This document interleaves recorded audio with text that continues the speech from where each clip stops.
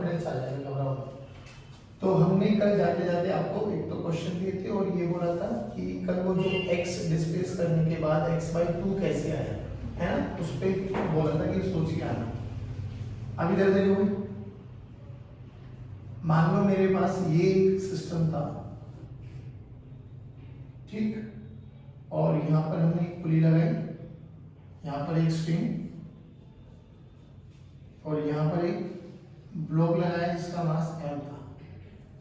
तो हमने बोला कि इनिशियली ये सिस्टम रेस्ट पर है, ठीक है। अगर ये सिस्टम रेस्ट पर है तो हमने क्या बोला बच्चों कि सबसे पहले मीन पोजीशन फोर्स रिलेशन निकालना। चलो लिखते हैं। तो हमने बोला इसके नीचे mg लग रहा था, ऊपर टेंशन लग रही थी T, इधर भी टेंशन लग रही थी T, ठीक है। और इसमें ये अपनी नेचुरल लेंथ से कुछ ऑलरेडी लॉन्गिट हो चुका है और वो पोजीशन हमने मानी x0। यहां तक कोई दिक्कत नहीं थी, ये इनिशियल सिस्टम की बात है। तो यहां से अगर हम बात करें बच्चे तो हम बोल सकते हैं कि इस पुली का मास लेस पुली है तो इस पे लगने वाला नेट फोर्स 0 है। नीचे लग रहा है 2t, ऊपर लग रहा है kx0। तो अगर हम इस पुली के ऊपर बात करें तो पुली क्या एबिलिटी बनाओ बच्चों, तो हम बात कर सकते हैं 2t must be equal to kx0। यहां तक बताओ समझ में आया? चलिए ब्लॉक का एबिलिटी बनाओ, तो ऊपर t है नीचे mg है, इनिशियली रेस्ट पर है सब, तो ये हमने बात किया। यहां तक कोई दिक्कत? t की वैल्यू को उठा के रख दो तो 2t मतलब 2mg must be equal to kx0। ये हमारा मेन पोजीशन फोर्स रिलेशन आ गया। फिर हमने क्या करना है, व्हाट नेक्स्ट, कि इसकी मेन पोजीशन से स्लाइटली डिस्प्लेस कराओ। हम बात करें स्लाइटली, स्लाइटली का मतलब बहुत छोटा। अब देखो सिस्टम कैसा बना ना, जो ये स्प्रिंग थी, अब ये स्प्रिंग मान लो, जो ये पुली थी, अब ये पुली मान लो भाई कि यहां से तो कुछ डिस्प्लेस हो गई है, लेट्स से यहां पर आ गई है, हमें नहीं पता ये कितना है, लेट अस सपोज इसको मान लेते हैं x2, ठीक। ये ब्लॉक यहां पे था, ये ब्लॉक यहां पर आ गया, लेट्स से इसको मान लेते हैं x1, मान सकते हैं। Now we are going to find out the relation between x1 and x2, that's it, ठीक। अभी क्या करो, देखो हमने बोला कि भाई ये ब्लॉक यहां पर आ गया हमारे पास, ये ना, और यहां पे ये सिस्टम है, सही करो मैं, और स्प्रिंग में भी अब इलोंगेशन आ गया। अब कुछ ऐसी सिचुएशन बन गई। अब सिंपल सी बात मुझे एक बार बताओ, नेचुरल लेंथ से ये कितना डिस्प्लेस हो गया बाबा, x0 प्लस x2, सही है ना। अब हमने बोला कि कांस्टेंट रिलेशन यूज करो। कांस्टेंट रिलेशन कैसे निकालें, देखो ध्यान से, पुली नीचे आया है x2, ये भी नीचे गया है x1, इसमें टेंशन किधर लगी है, ऊपर, इसमें किधर लगी है, नीचे। तो या तो कांस्टेंट रिलेशन यूज करते हो, हमने ये भी मेथड भी लगाया था, एक तो पॉइंट मेथड लगाया था, ठीक है ना, एक वो Vp = Va + Vp/2 भी यूज किया था, है ना। और एक हमने बोला था कि अगर स्ट्रिंग इनएक्सटेंसिबल है तो work done by the tension force is always equal to 0। अब देख ध्यान से, टेंशन नीचे लग रही है, पुली का डिस्प्लेसमेंट कितना है x2, नीचे, वर्क डन कितना है, कैसा है, पॉजिटिव, फोर्स भी नीचे, डिस्प्लेसमेंट भी नीचे, तो वर्क डन कैसा है, पॉजिटिव, कितना है, Tx2। इस पे देखो ये भी नीचे, डिस्प्लेसमेंट भी नीचे, तो वर्क डन अभी भी पॉजिटिव। ये देखो फोर्स ऊपर, डिस्प्लेसमेंट नीचे, तो वर्क डन नेगेटिव, -Tx1। इन सब का सब किसके बराबर है, ध्यान से देखो, टेंशन तो कॉमन होकर कट जाएगा, तो मैं लिख सकता हूं 2x2 this is equal to x1, तो x2 कितना आ गया, x1/2, नहीं आया समझ में। अगर मैं x1 को x डिस्प्लेस करा रहा हूं तो पुली कितना डिस्प्लेस होगी बाबा, x/2, ये समझ में आया। अब हमने बोला कि इस नई पोजीशन पर नेट फोर्स लिखो। अब नेट फोर्स लिखो, देखो F net this is equal to mg नीचे है, t ऊपर है, तो mg माइनस t। यहां तक बताओ समझ में आया। अब पुली पर देखो, पुली पे 2t नीचे है, अब पुली पे नया फोर्स कितना लग रहा है, kx0 प्लस x/2। तो पुली पर अगर हम बात करें तो 2t नीचे, this is equal to kx0 plus x/2, नहीं आया समझ में। एक t की वैल्यू उठाओ यहां पे रखो, तो F net देखो एम जी माइनस 2 से डिवाइड कर दो, के एक्स नॉट बाई 2 माइनस के एक्स बाई 4, ठीक है।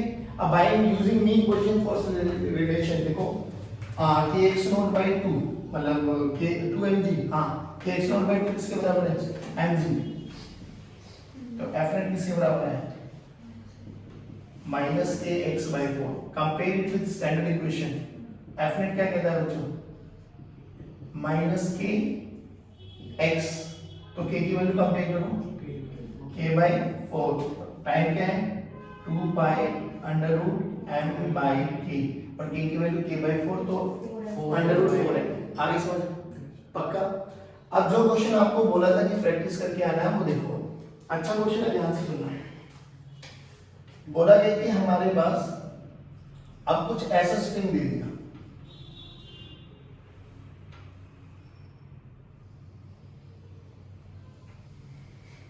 ठीक, और इस पे हमें एक ब्लॉक लगा दिया जिसका मास है, तो पक्की बात है बच्चों, अभी तो इनिशियली रेस्ट पर है तो मेन पोजीशन अटेन कर चुका है। जल्दी बोलो, नीचे एम जी, यहाँ टी, अगर यहाँ टी है, पुली पे नेट फोर्स 0 है, इसमें दो पार्ट्स में डिवाइड होगा, टी बाई 2 नहीं है, yes. पक्की बात है। और ये टी बाई 2 किसके बराबर होगा, ध्यान से देखा जाए, ये के एक्स नॉट नहीं है, पक्का। अब एक चीज का ध्यान रखना है आप लोगों को कि भाई देखो ये जो लेंथ है ना बच्चों, ये स्ट्रिंग है। स्ट्रिंग जब हम लोग कंस्ट्रेंट यूज करते थे तो विल रिमेंबर कि स्ट्रिंग इनएक्सटेंसिबल होनी चाहिए, टॉट होनी चाहिए, मासलेस होनी चाहिए, यानी इसकी लेंथ में कोई भी वेरिएशन नहीं आ सकता। जो भी वेरिएशन आएगा लेंथ बढ़ेगी घटेगी, किसकी घटेगी बढ़ेगी, स्ट्रिंग की, ध्यान रखना, क्योंकि स्ट्रिंग इलोंगेट और कंप्रेस हो सकता है। अच्छा आप क्या करें बच्चों, सिंपल सा फंडा लगाओ ना, इसका वीडियो बनाओ, बोलो T this is equals to mg, pulley का वीडियो बनाओ,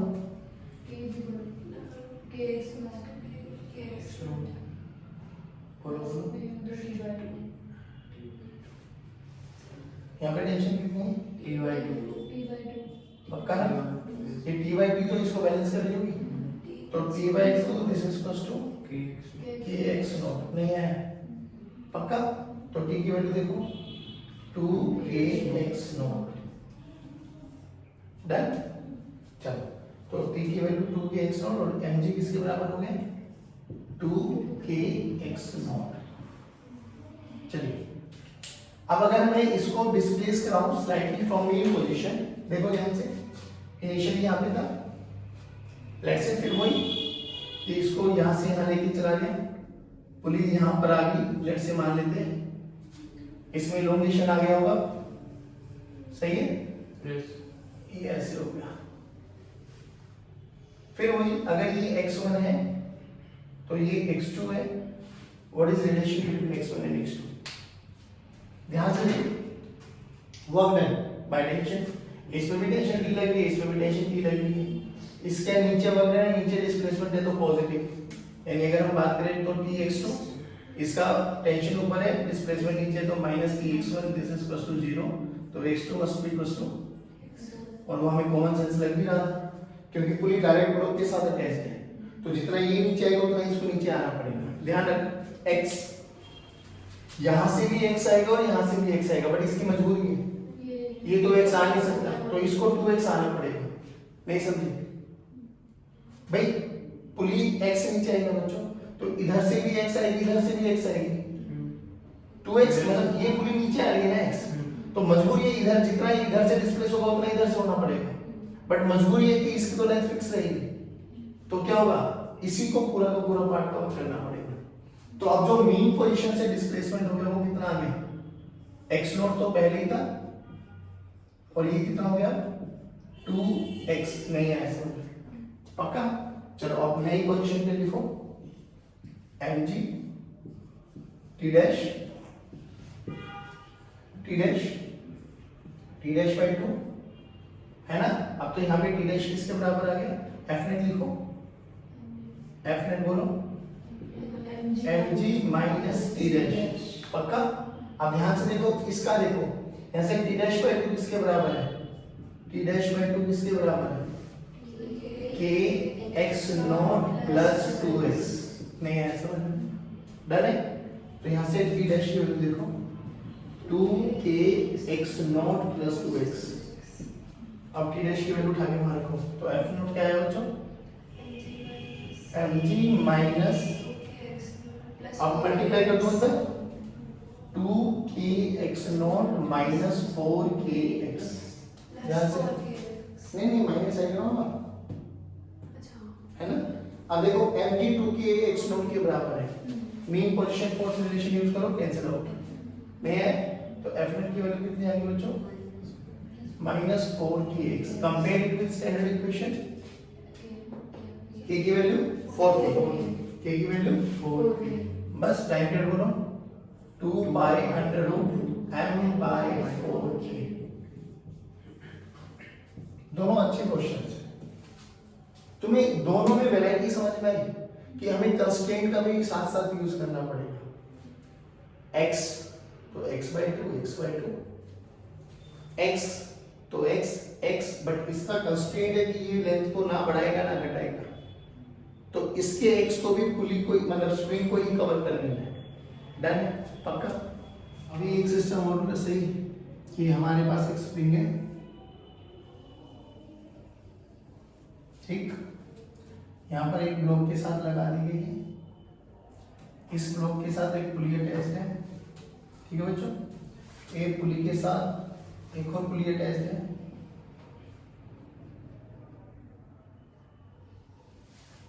और यहाँ पर एक ब्लॉक लगाया हुआ है ऐसे, ठीक। इनिशियली सिस्टम रेस्ट पर है, तो इट मीन्स कि ये सभी के सभी अपनी इक्विलिब्रियम पोजीशन को अटेन किए हुए हैं।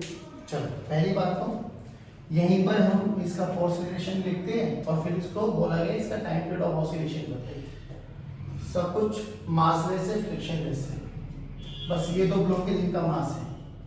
नाउ व्हाट टू डू, चलिए सबसे पहले इस पे देखो mg, tension T, tension T, tension T, इधर 2T, इधर 2T, और ये अपनी मीन पोजीशन से थोड़ा डिस्प्लेस हो चुका होगा, तो दैट मींस ये x नॉट मान लेते हैं।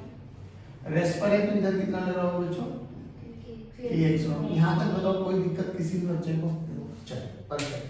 तो अगर मैं बात करूं मीन पोजीशन फोर्स रिलेशन लिखना है, तो now what we have to do, यहाँ पे देखो T this is equals to mg, इस पे भी f नेट 0 है, तो 2T इक्वल्स टू,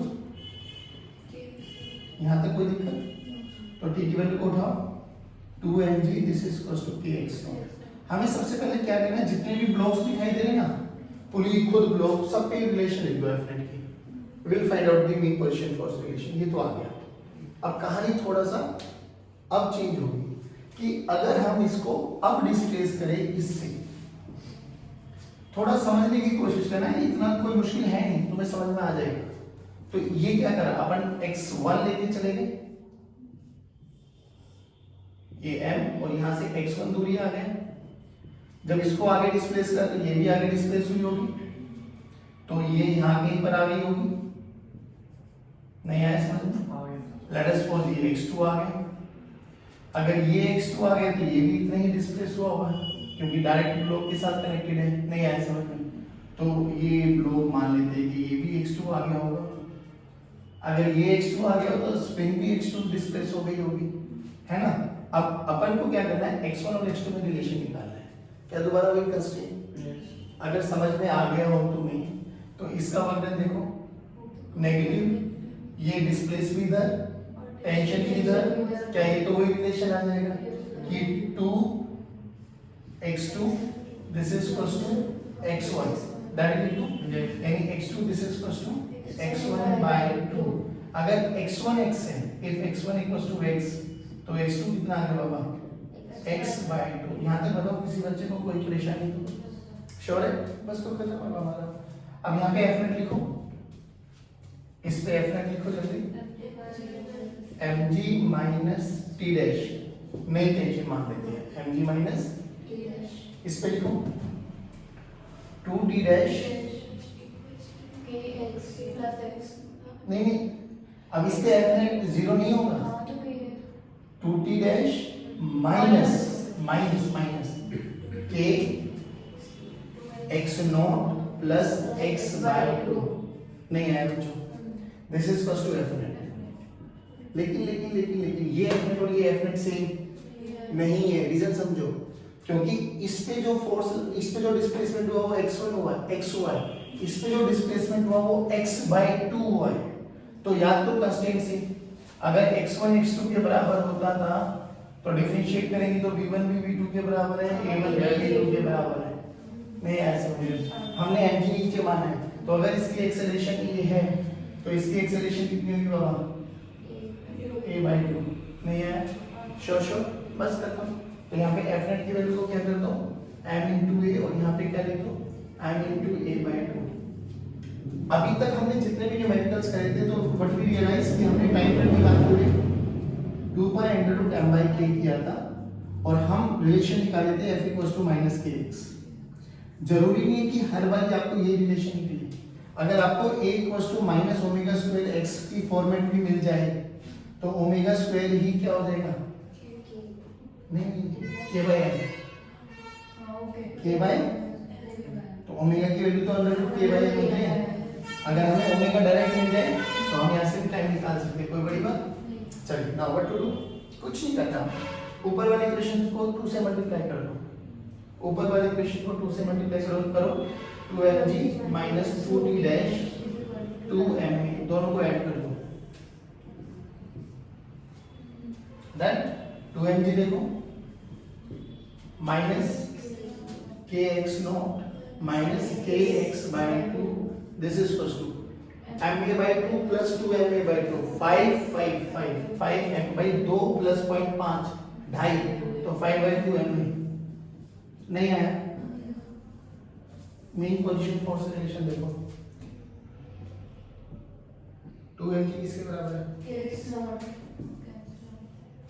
नहीं आया, तो यहाँ से देख क्या हुआ, 5 by 2 ma, this is equals to minus kx by 2, a की वैल्यू देखो बेटा minus k by 5m into x, बन की फॉर्मेट नहीं है, तो ओमेगा स्क्वायर की वैल्यू यहाँ से क्या है, k by, तो ओमेगा की वैल्यू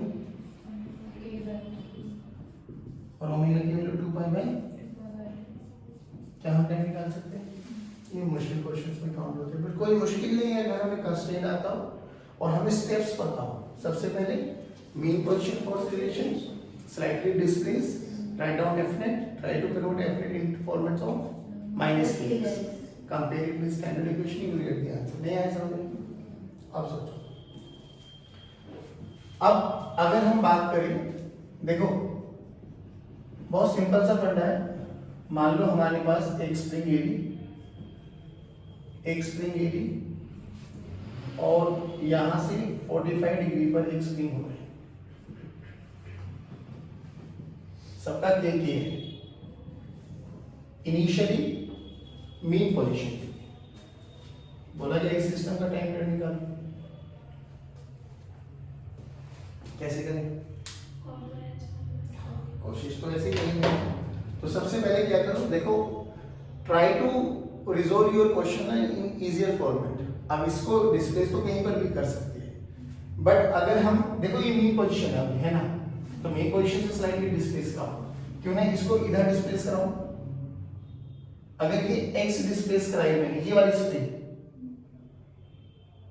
तो इसका ये कंपोनेंट कितने में आ गया, x cos 45, और इसका ये वाला भी कितने में आ गया, ध्यान से सुनना, ये x cos 45 यानी ये कंपोनेंट, यानी ये स्प्रिंग इधर शिफ्ट होगी, ये स्प्रिंग नीचे शिफ्ट होगी, नहीं आया समझ में, और ये तो इधर हो ही रही है, नहीं आया समझ में। पक्की बात, दोबारा देखो, x cos 45 का मतलब x by रूट 2, ये भी x by रूट 2, और ये तो x से हो रही है।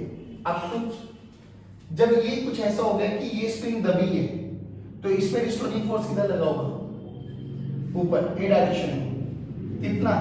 k into x. नहीं है, ये नीचे की तरफ स्ट्रेच हुई है तो इस पे एफ किधर लगा होगा? ऊपर। कितना? k x by root 2। ये इधर की तरफ इलोंगेट हुई है लेफ्ट। कितना? अब इस पॉइंट पर देख, हमारे पास तीन फोर्स लगे हैं, इसको यहां रिजोल्व करते हैं। k x by root 2, k x by root 2। नहीं आया समझ में? ये कितना था? तो ये भी तो एफिनिटी तो निकालना है, निकाल लो एफिनिटी। बोलो अब ध्यान से देख, ये और ये दोनों सेम है, दोनों के बीच में 90 डिग्री एंगल, तो डायरेक्ट रिजल्टेंट आता है हमें रूट 2a।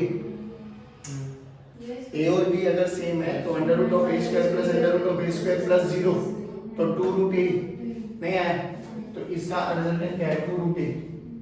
नहीं आया तो बोलो इन दोनों का बता रहा हूं, अभी इसके बारे में चर्चा नहीं कर रहा। तीन फोर्सेस है यहां पर, तो अभी मैं इसका और इसका मैग्नीट्यूड निकाल रहा हूं। बोलो कितना आ गया? 2 रूट a। तो रूट 2 इंटू के एक्स बाय रूट 2। तो इधर एक और फोर्स ऐड हो गया, एंगुलर बाइसेक्टर पे जाएगा क्योंकि 90 डिग्री सेम है। तो एफ ने कितना लगा? के एक्स। ध्यान से देख, एक्स इधर था, एफ ने इधर लगा नेगेटिव 2 के एक्स प्लस के एक्स। नहीं है? सिंपल खत्म, आंसर बोल। के की वैल्यू किसके बराबर? टाइम पीरियड बोल। नहीं आया बच्चों, अभी टफ क्वेश्चन काउंट होते हैं। कॉन्सेप्चुअली अगर समझ में आ जाए तो क्या टफ रहेगा। एक क्वेश्चन तुम ट्राई करो, देखो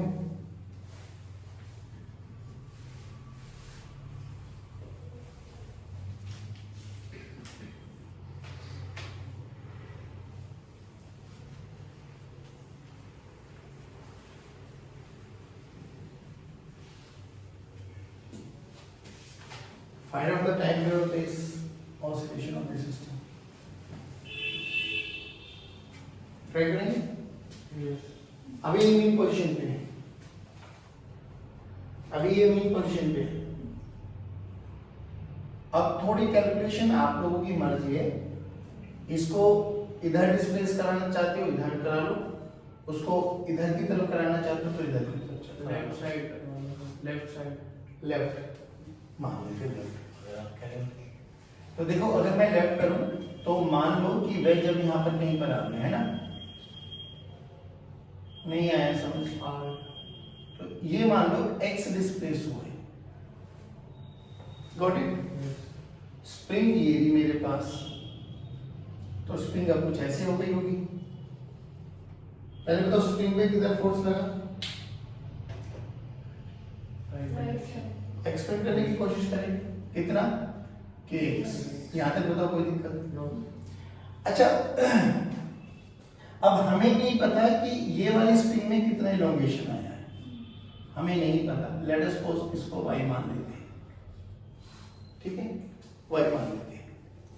बट ये तक की बात है, ये एंगल 40। अच्छा ये स्लाइटली डिस्प्लेस है बाबा, स्लाइटली डिस्प्लेस का मतलब ये समझना कि ये 45 है तो ये भी कितना है? 45। और स्लाइटली डिस्प्लेस का मतलब ये होता है कि इसको इतना छोटा डिस्प्लेस किया है कि इसके एंगल में कोई कन्वर्ट मतलब 45 से 44 से 46 ना हो, चेंज ना हो, तो ये अभी भी 46 ही है, मतलब 45 ही है। तो हॉरिजॉन्टल जितना ये हॉरिजॉन्टल हुआ उतनी वो हॉरिजॉन्टल में हुआ होगा, तो y का ये कंपोनेंट कितना हो गया? y cos 45। नहीं है? बोल भाई, श्योर पक्का पक्का। चलो तो ये x है तो ये भी x के बराबर हुआ होगा हॉरिजॉन्टल डिस्प्लेसमेंट, जैसे यहां पर देखा था अभी। तो बोलो कितना? x this is equal to y by root 2 cos 45। नहीं एक काम करो, हाँ इधर देखो, इधर ये x है, x का ये वाला कंपोनेंट हुआ होगा ना y के बराबर, तो x का ये वाला कंपोनेंट, x का ये वाला x cos 45 ये किसके बराबर हुआ, y। ये तो पक्की बात है ना कि अगर ये x डिस्प्लेस हुआ है तो इसका डिस्प्लेसमेंट जो हॉरिजॉन्टल में आएगा उस हॉरिजॉन्टल का कंपोनेंट भी y, भाई ये x है तो इसका भी तो हॉरिजॉन्टल x ही हुआ होगा। ये अगर x मारा है तो इसका जो हॉरिजॉन्टल कंपोनेंट है वही इसमें आया होगा, इसका जो हॉरिजॉन्टल कंपोनेंट है वही इसमें आया होगा सिमिलरली। तो अब क्या करना है हमें, तो देखो y की वैल्यू आ गई x cos 45, अब x cos 45 को लिखो x by √2, ठीक, x by √2। चलो अब क्या करेंगे, अब इस वाली स्प्रिंग में किधर फोर्स लग रहा होगा, ऊपर की तरफ। इस वाली स्प्रिंग में इधर फोर्स लगा हुआ कितना, k into y, और y की वैल्यू x by √2, तो k into x by √2, इसमें कितना फोर्स लग रहा है, kx, तो इसका भी हॉरिजॉन्टल कंपोनेंट निकालो। kx by √2 का हॉरिजॉन्टल कंपोनेंट, kx by √2 का हॉरिजॉन्टल कंपोनेंट कितना होगा, kx by √2 cos 45, kx by 2, हाँ तो kx by 2, तो f नेट देखो हॉरिजॉन्टल डायरेक्शन में कितना हुआ, kx plus kx by 2, तो f नेट बोलो kx plus kx by 2। ध्यान से देखो x हमारा फोर्स इधर है और हमारा डिस्प्लेसमेंट इधर था, तो नेगेटिव साइन, तो f नेट की वैल्यू कितनी आ गई, माइनस k कॉमन ले लो 3x by 2। कंपेयर करो स्टैंडर्ड इक्वेशन के साथ, तो k की वैल्यू क्या आती है, दिखाई दी 3 by 2 into k, नहीं है बच्चों, टाइम पीरियड बोलो, t equals to 2 pi under root 2m by 3k। Question समझ में आया क्या, दोबारा सुनो, हमने इसको स्लाइटली डिस्प्लेस कराया x, जितना इसका हॉरिजॉन्टल कंपोनेंट होगा ना, इस y का हॉरिजॉन्टल कंपोनेंट x के ही बराबर होगा, नहीं आया समझ में, पक्की बात, या x का हॉरिजॉन्टल कंपोनेंट जो भी होगा, ये अगर ये x है तो ये भी हॉरिजॉन्टल में x ही डिस्प्लेस होगा, उस x का ये कंपोनेंट देख लिया हमने, इसके बराबर हो x cos 45, x cos 45। अब ये उसको इलोंगेट हुआ है तो ये भी इसको कंप्रेस करेगा, तो ये फोर्स इधर लगेगा, इसका फोर्स इधर लगेगा, एक फोर्स इस डायरेक्शन में लग रहा है, एक फोर्स इस डायरेक्शन में लग रहा है, तो फोर्स को ऐड करना है, या तो इसका कंपोनेंट ले लो या इसका कंपोनेंट ले लो, दोनों को एक ही डायरेक्शन में ऐड करा लो। आगे यहां से टाइम, पक्की बात है। देखो अब हम क्या कर रहे हैं कि हम उस वाली स्प्रिंग को डिस्प्लेस करा रहे हैं, मान लो हमने जो ब्लॉक कराया, अब समझना, हाँ इनिशियली ये था, ठीक, अब मैंने इसको ऐसे x डिस्प्लेस कराया, करा सकता हूं, कोई दिक्कत नहीं, मेरी मर्जी में किसी भी डायरेक्शन में करो। ये 45, तो ये भी, अब ध्यान से रखना, ये इधर x डिस्प्लेस हुआ है, यानी ये जो सिस्टम आ गया है आपका, ये इधर आ गया है,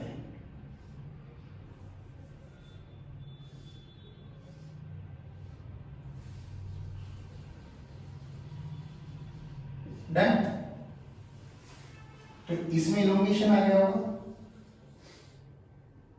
अब सोच, हमने इसको x ऐसे डिस्प्लेस कराया है, तो इस x का हॉरिजॉन्टल में कंपोनेंट कितना है, ये 45 है, तो दिस इज आल्सो 45, बोलो x cos 40, यहां तक समझ में आया।